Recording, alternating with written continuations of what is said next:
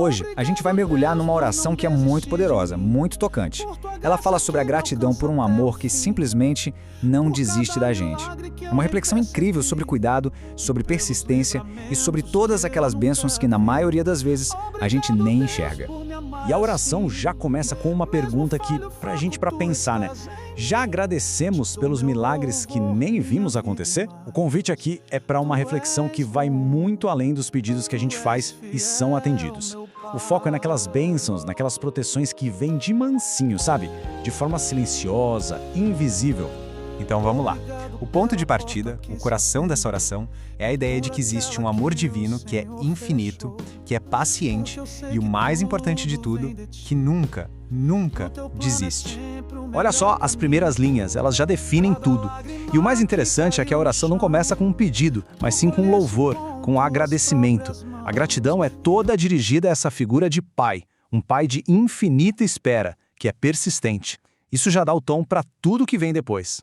Ok, mas como é que esse amor se manifesta no dia a dia? A oração nos apresenta um conceito essencial, a graça. E aqui, a graça funciona por pura misericórdia. Essa metáfora é de uma força incrível. Pensa bem, a chuva não fica perguntando se a terra seca merece ou não a água. Ela simplesmente cai e traz vida de volta. É exatamente assim que a oração descreve a graça, uma força que dá vida e que é concedida de graça, não como se fosse uma recompensa por merecimento. E essa distinção aqui, nossa, ela é fundamental. A oração se afasta totalmente daquela lógica do eu mereço, sabe? Como se o favor de Deus fosse algo a ser conquistado. Não, o foco é todo na misericórdia. Isso significa que a ajuda e o amor que recebemos não são um pagamento pelas nossas boas ações. São, na verdade, um presente, um dom puro, incondicional. E aí o texto vai ainda mais fundo, numa ideia que é simplesmente fascinante. A de que existem incontáveis milagres e proteções que passam batido, que a gente nem percebe no nosso dia a dia. Essa pergunta é o coração da oração. É uma pausa para a gente refletir sobre as batalhas que não precisamos lutar, os perigos que foram desviados sem que a gente nem fizesse ideia. É um chamado para reconhecer uma proteção que está ali, atuando o tempo todo, mesmo que a gente não veja. A primeira forma dessa proteção invisível é a imagem do pastor. Naqueles momentos de escuridão, de incerteza total, a oração afirma que existe um guia, alguém que vigia e protege, mesmo quando não dá para ver um palmo na frente do nariz. Depois, essa proteção se torna ainda mais ativa. A oração fala de um anjo da guarda que não fica só olhando, não. Ele intervém, ele age, afastando as ciladas do inimigo, ou seja, todos os perigos e as tentações do caminho. E por fim, a oração menciona uma proteção que é ainda mais sutil, a do Espírito, que sopra ventos de salvação, mesmo quando ninguém pediu. Isso aponta para uma força que está sempre trabalhando pelo nosso bem, agindo por conta própria, sem depender da nossa consciência ou das nossas súplicas.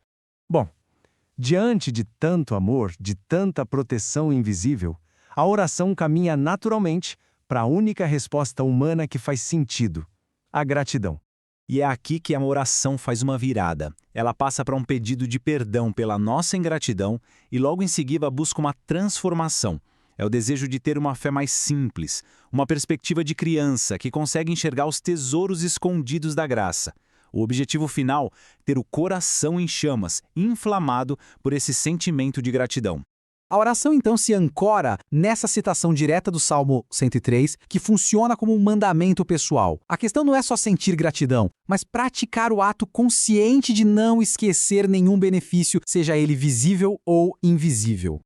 O texto também funciona como um alerta, um aviso. Ele reconhece que as distrações do mundo, as preocupações do dia a dia, o barulho todo, tudo isso pode acabar ofuscando a nossa percepção desses presentes invisíveis. É um apelo para a gente manter o foco no que é espiritualmente essencial. Para fechar, a oração não termina com um simples obrigado. Ela termina com um pedido para que a gratidão se torne o nosso modo de vida, algo contínuo. Mas como a gente coloca isso em prática? A conclusão da oração sugere alguns passos bem claros. Primeiro, manter a consciência ligada nesses dons invisíveis. Segundo, cultivar o hábito da gratidão constante sempre. E por fim, depositar confiança, um ato que é resumido na expressão Jesus, eu confio em vós. E o nosso estudo dessa oração termina com essa reflexão. Ela nos sugere que a gratidão talvez não seja só uma reação a uma bênção que a gente recebe. E se a gratidão for a própria lente que muda a nossa percepção da realidade, revelando os milagres que já estão escondidos no nosso cotidiano? Fica aí a reflexão.